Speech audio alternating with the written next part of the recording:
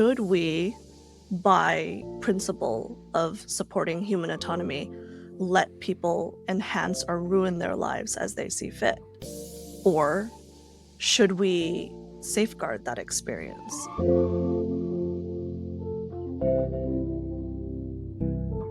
What if the race to make AI faster is actually making us less safe? Recent user outrage over GPT-5's rushed rollout has sparked a crucial question. Are we flying too close to the sun with AI development? Today's guest argues that it's not frictionless speed, but rather intentional friction that's the key to preventing us from melting our own wings. Welcome to Socially Conscious AI, where we explore the cutting-edge innovations transforming our world for the better and bring you conversations with the brilliant minds and ethical pioneers who are leveraging AI's power to address humanity's most important challenges. I'm Valencia Cardoso. And I'm Roman Burkhardt. We're thrilled to welcome back Dai Li, an AI ethicist and responsible AI strategist who's a visionary behind intentional friction, the revolutionary concept that slowing down AI might be the fastest path to responsible innovation. From award-winning robotics to Fortune 500 AI strategy, Dai is reshaping how we think about human-AI collaboration. Dai, welcome back. Thank you for having me. It's so excited to be back. I must make an important acknowledgement. While I am a tremendous supporter and advocator for intentional friction, I am not the initial source of it. Dai, for listeners who might be unfamiliar with the concept, would you mind just walking us through what intentional friction means and why it challenges conventional UX wisdom?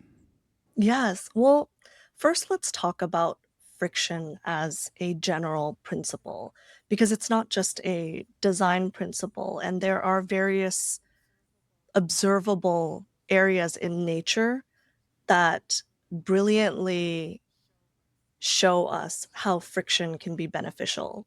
So when we think about our muscle development, and what our muscles need to grow, it needs weight, it needs resistance. Without the strain of the body doesn't get stronger. When we think about trees and plants, they grow deeper roots and stronger support structures when wind pushes against them or they have environmental influences. So in the same way, when we think about our happiness and our goals, a lot of that requires a bit of friction and resistance, challenges, whether cognitively or environmentally. If everything comes too easily, oftentimes it feels empty. So when I think about friction, these momentary obstacles gives us moments of pause, moments to or time to reflect, potentially develop resilience, and on top of that, meaning. So when we turn that to AI, you can think about intentional friction or controlled obstacles as intentionally built in obstacles to promote and support additional thinking, reflection, considerations, as opposed to expediting speed in a task. Think about speed bumps in a neighborhood where kids or pets might accidentally be in the road. Instead, having an environmental disruption that forces a driver to slow down, as opposed to relying on the altruism of the driver that they should slow down. For me, it sounds more like responding instead of reacting or taking a moment to pause before you speak. I should say it's a moment of interruption to potentially break that cognitive path to introduce something new. I think one of the things that's coming to my mind right now is in your TEDx talk, you compare AI development with the myth of Icarus. When did you first realize that the tech industry might be flying too close to the sun? In many ways, from the Industrial Revolution to many historical advancements and developments in technology and science, the cautionary tale of moving too fast without questioning or evaluating its impact is almost as old as the mythological story itself. Why the story, and for those of us that might be new to the mythological story of Icarus, to escape the labyrinth of Crete, Icarus, a mythological figure, built wings of wax to escape. And before taking flight, he was warned by his father, don't fly too close to the sun nor too close to the sea, stay balanced. And this story has been a cautionary tale throughout history in almost every facet of human development. But why it's particularly meaningful for AI development is the pace of AI innovation is truly unprecedented. When we think about 100 years of technology, we've gone through the Industrial Revolution, we've gone through the manufacturing and assembly line innovations that changed consumer capabilities and society and the economy. Then we had the internet. But over the last century, no other development has been compacted in such a short window as artificial intelligence. Now, the concept of artificial intelligence is not a new thing. We can credit the early philosophies and applications since the advent of computers. Humans have been musing about computers that think and computers that we can interact with. But when we think about November of 2022, when ChatGPT was released, the level and the pace of innovation and release has been exponential, in addition to adoption. No other technology, no other consumer application has been adopted as quickly as artificial intelligence. That moment that you're talking about is like the democratization of AI, and now like pretty much it's in everyone's hands. And then from your perspective, I know you focus on ethics, right? And like you've designed both autonomous robots and AI algorithms. I would say algorithmic experiences. I want to focus in this deep-rooted philosophy that like UX and product design and experience design is ethical design. And whenever I can, I want to give as much love, consideration, and profound respect to experience designers and curators. And I don't think that's limited to UX people. I think AI scientists in their development of algorithms and whatever my contribution may be to that practice, we are all in many ways experienced curators and designers. I agree with you on that. It's everyone working behind the scenes is impacting the end user experience, right? Like you're architecting, you're Mhm. designing, we're all like engineering, all sorts of researching. How is your work with physical robots shaped like your approach to digital ethics? There's a beautiful aspect of working with robots because you get to witness the integration, the disruption, the true human computer interaction firsthand in a physical space. Unlike software that you can click away, close, minimize, a robot navigating in a physical space is very hard to ignore.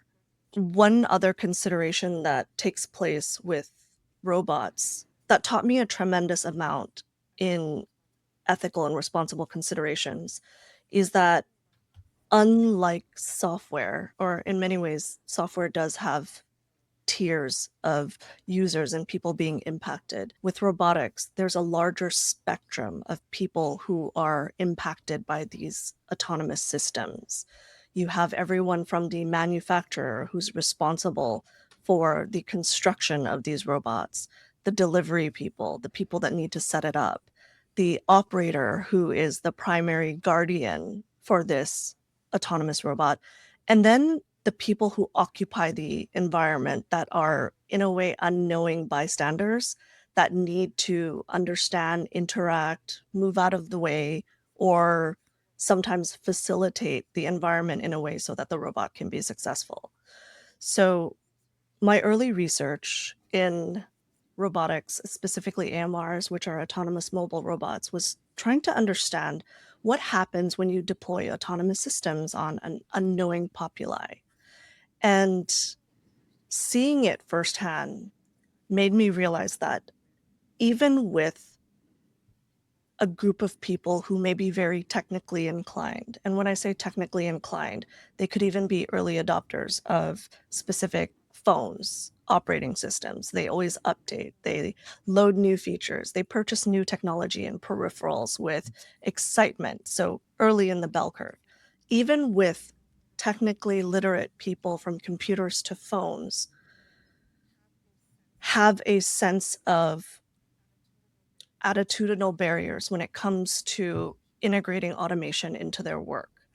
Now you have a physical entity competing with your workspace for the operators that need to work with this technology.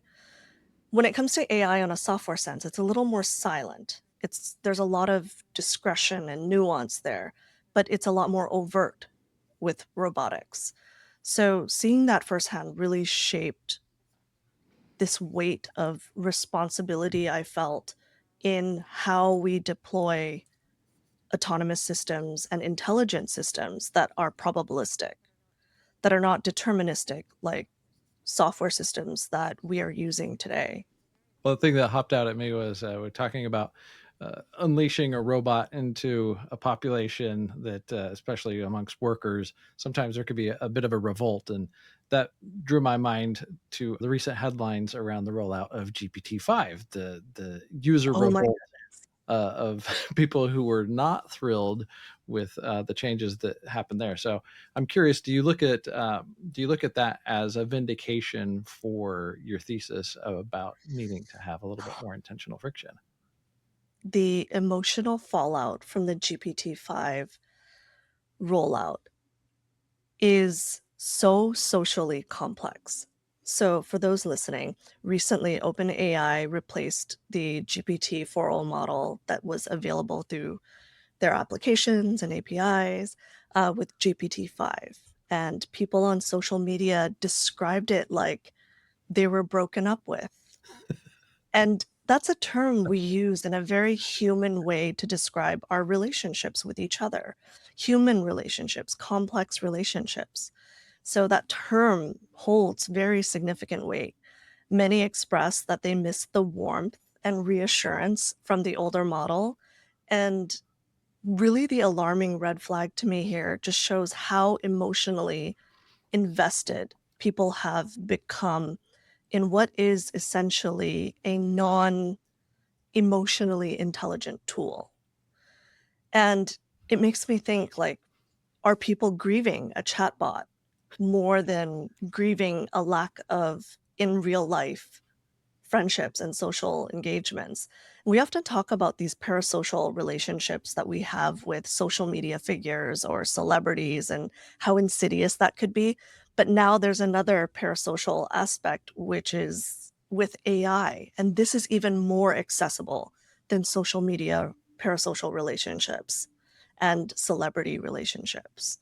Well, the whole thing shocked me because I had spent literally months trying to tone down GPT-4's personality. It was like, Yes. you're always agreeing with me, and just stop it, and just can you just give me an answer?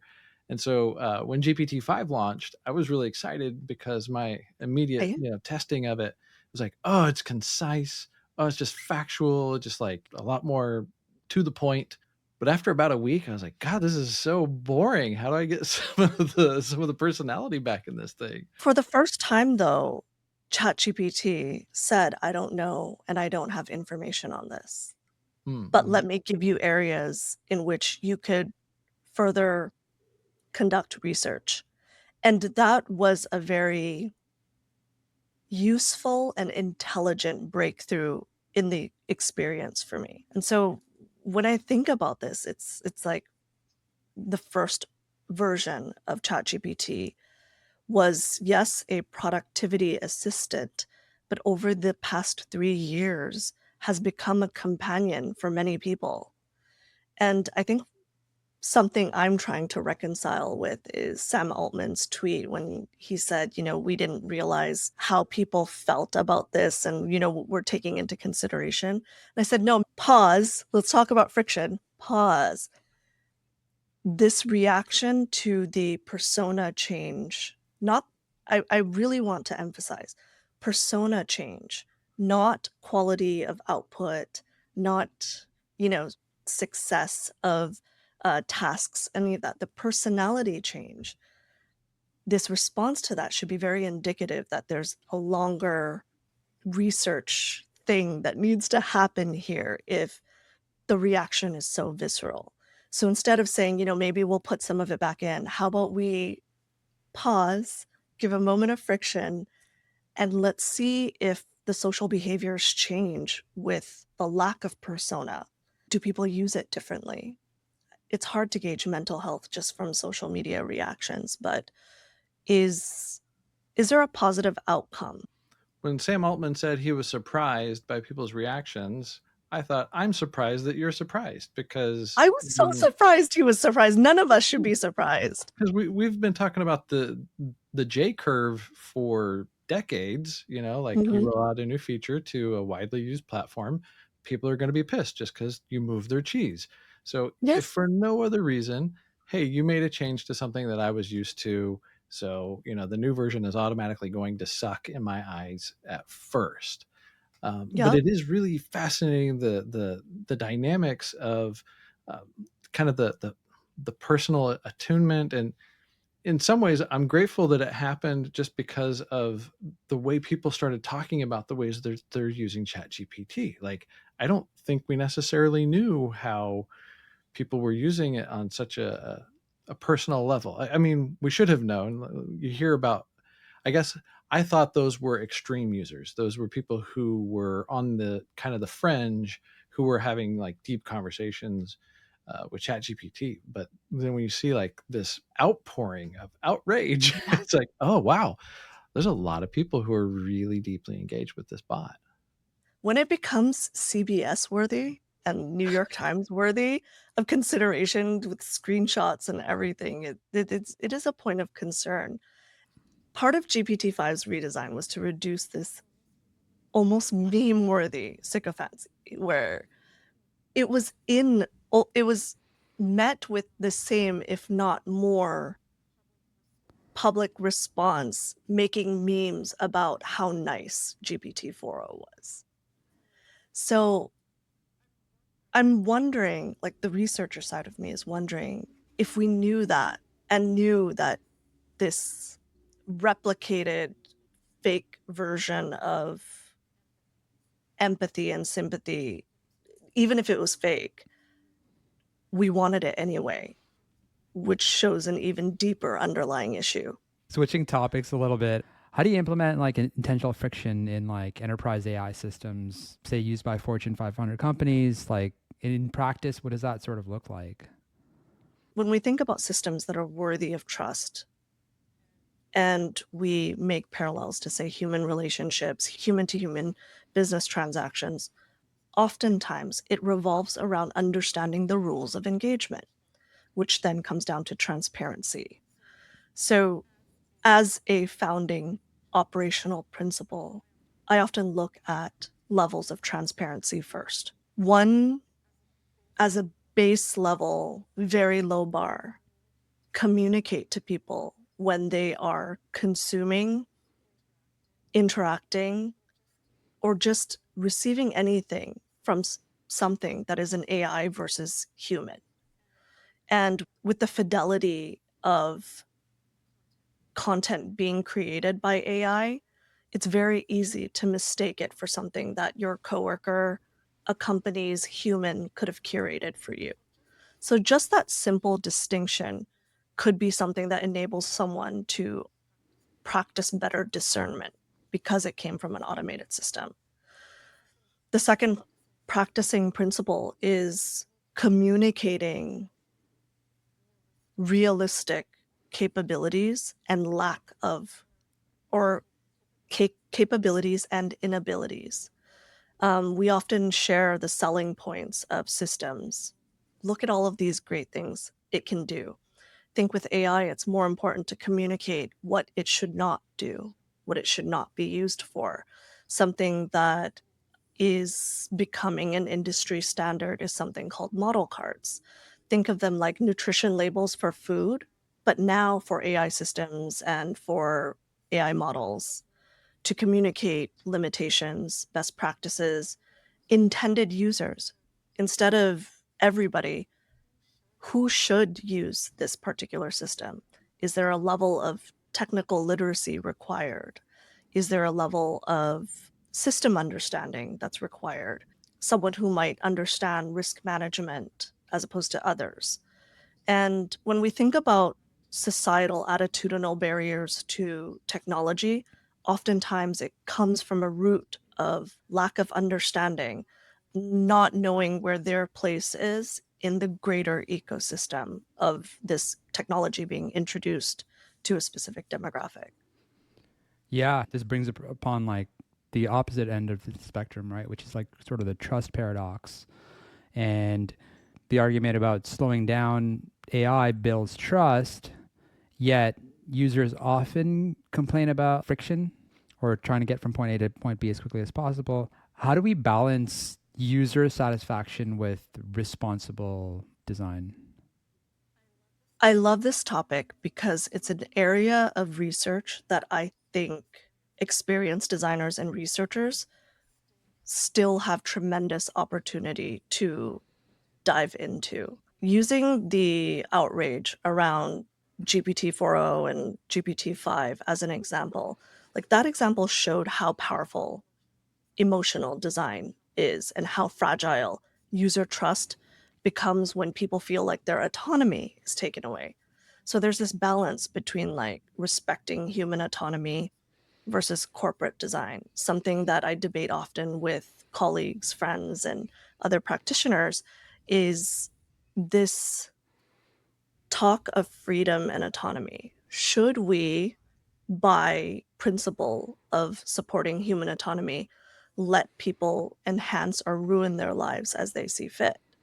Or should we safeguard that experience? And there is no right or wrong answer because depending on each use case, it's truly different. But that's the area that I think UX design and experience design and research is going to grow into. Because using that use case, people weren't angry about inaccuracies. There were, since the beginning of ChatGPT, there have been memeable, wild versions and examples of inaccuracy. They were angry about, on some level, a sense of agency being stripped. I opted into using this despite inaccuracies, despite everything, and you took it away. And I don't like that. So this area of design is somewhat a power play when we think about friction and how it could support that in that angle. Perhaps to support human autonomy, we think about areas where we can safeguard, set a standard, but allow for choice in tone, speed, and persona style. I think one of the tricky parts too is like, as a designer myself, when designing some of these systems, like where do we decide when to add friction versus when to optimize for speed? Yeah. And it's so challenging because truly the height of digital design and experience design has been the past maybe 20, 30 years, especially with like the advent of mobile devices and everything. But the core principle, like many of us that went to university, our entire experience design education was based on this frictionless design principle. Same with software development. Don't make me think, make it easy, all of that. So now where risk is so much higher, we're needing to rethink that and think, okay, well, where should we make people think? Right, optimizing for engagement. We've got a whole episode on that with James Veraldi that you should check out. Some Yeah. of the downsides and dark patterns that come out of that. But I think it's a really good point. As much as I said I was surprised that Sam Altman was surprised that people were upset about the change, I was also kind of surprised that people were using Chat GPT in that way, knowing that and I guess this is reflective of me being a dork, that I'm aware that there's Pi, which is designed to be the emotionally intelligent AI. That's where you go to have like an emotional conversation. Why in the world would you do that with ChatGPT? A few years ago, there was a podcast I highly recommend. It was between Lex Friedman and the creator of Replica.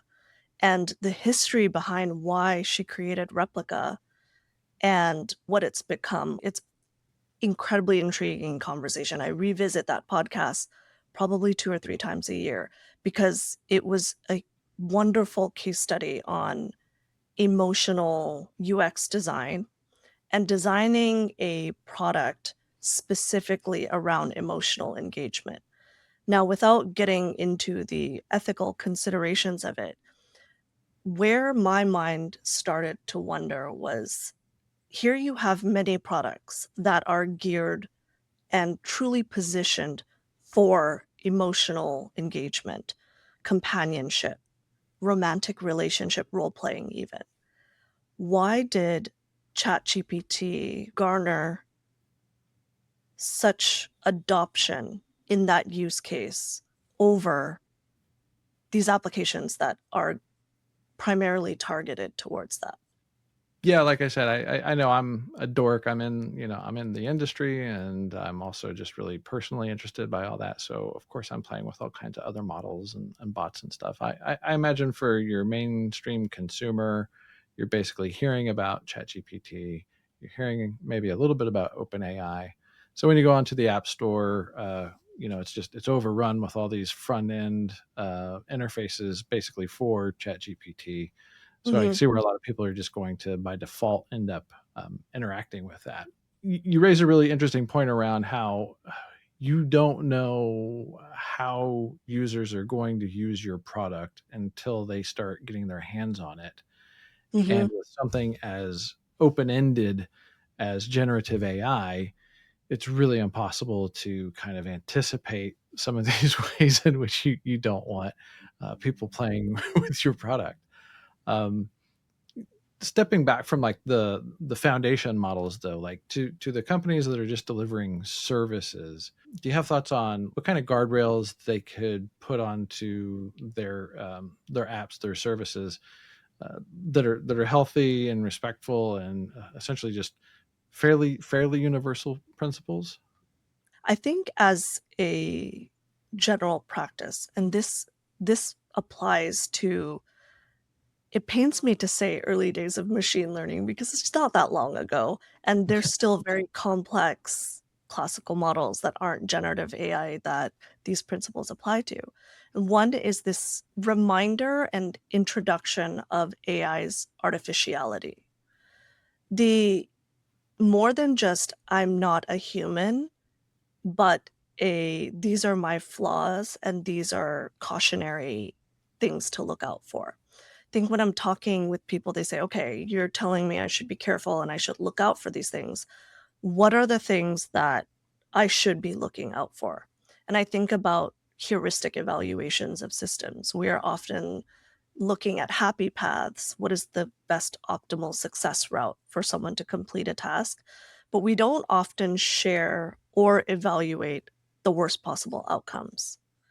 So I think that's a general good practice as first part is getting everyone on the team first involved in this risk management evaluation of systems and taking that information and conveying that to intended users as reminders of the artificiality and the probabilistic nature of AI. Something from a system design point, using tools like time delays on emotionally sensitive conversations, nudging people to reflect before oversharing or overcommitting to something. That's a system design point that could be easily applicable to different systems. It strikes me that there is a fairly robust body of work established on these principles. If you take it back to the physical robots, right? Like there's teams of people who are trying to figure out how to get their robot to fold laundry effectively, and Mhm. that's great. But that team also, they may not say it out loud, but they have to know that people are going to try to use that robot for violence and to have sex with it. And I'm sure that that's amongst the test cases that they have to account for. Yeah. Like people are going to do what people do.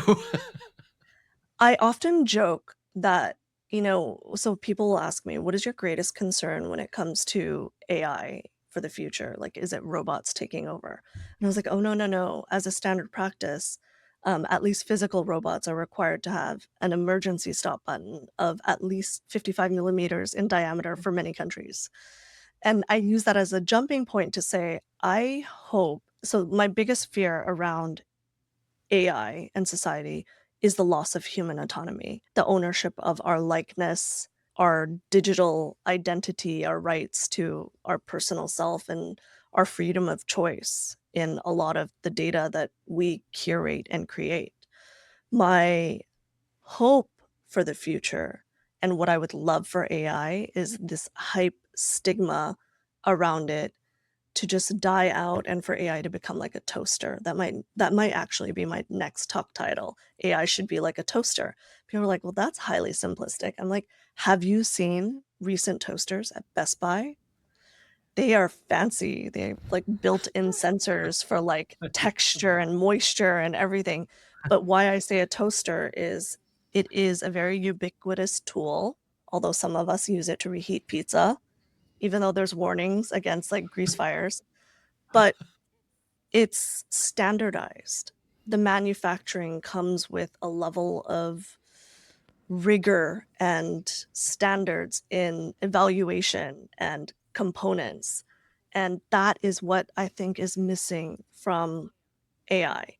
And it's difficult because each country's regulations are so different, but we were able to do it with physical goods for cars that offer immense risk operating in society. What can everyday AI users, right, the general public, do to maintain their human agency in their interactions with AI systems? Oh, people aren't gonna like this one because it's like we're already responsible for so much. We're living in a society now where you're supposed to get 15 minutes of sun in addition to drinking 2 liters of water and walking 10,000 steps. But if I could add an additional task, just practice better digital hygiene. Question what you are putting into systems. And when you are getting a service for free, start understanding that you are the product. Oftentimes, there are controls in social media. Like if you go through Meta's applications, for example, Messenger, Facebook, Instagram, there are controls afforded to you to control what type of data they collect for advertising and so forth. And most of the time, these controls are a little convoluted to get to, but start by going through there and minimizing the level of access these applications have to you on your personal device. You don't have to read the entire terms of service, but you can see just by going into what they're gathering that there's extensive permissions granted by default that you can disable. I think that's a good start.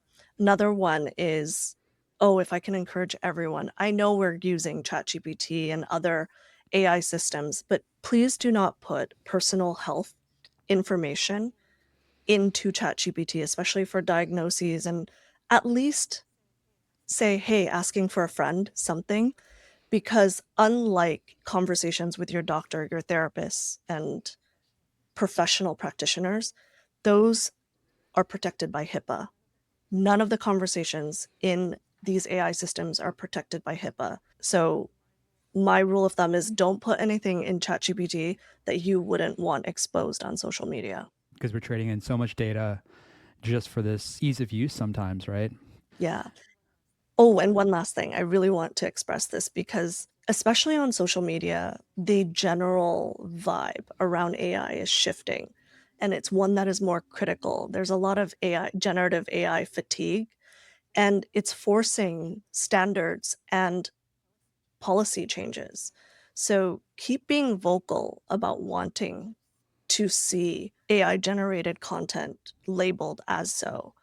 The court of public opinion will always weigh heaviest, and I think it's important that people continue to stay curious, involved, and vocal about the things that impact them. Yeah, absolutely. And then I think just thinking about like UX designers and product managers who might be listening, right? What's one practical friction technique they could implement tomorrow? So I used to say this for classical models. When I talk to product teams and when I talk to different institutions that are implementing AI across their business units, oftentimes it's communicated that it's a top-down mandate. And within product teams itself, I think there is a truly relevant question that still needs to be asked that we don't ask enough. Before it used to be, do we actually need AI for this? If so, why? What does AI do better that, say, a deterministic system couldn't do? And it's a point of evaluation within our design teams that we don't ask enough, which is like, why do we need generative AI for this? What does it do that classical models can't do or deterministic systems can't do? And really categorizing that. You would be surprised how many times when I ask this question, it lands on, well, someone told us to. And if that's the answer, that's fine, but at least you asked the question. Something else that I hope more product teams, designers, engineers, like product people in general, diverse groups in general, cross-functionally get involved in is evaluating the training and testing data that models are built upon. Like designers and researchers know their intended demographic so well. So there's an opportunity there to provide an evaluation friction point to ask the questions and review, does this represent our intended demographic? Last question. So let's say we successfully implement intentional friction across AI systems, right? What does a healthy human to AI collaboration look like, say, in 2030? The level of AI fatigue that exists right now is really hopeful for me.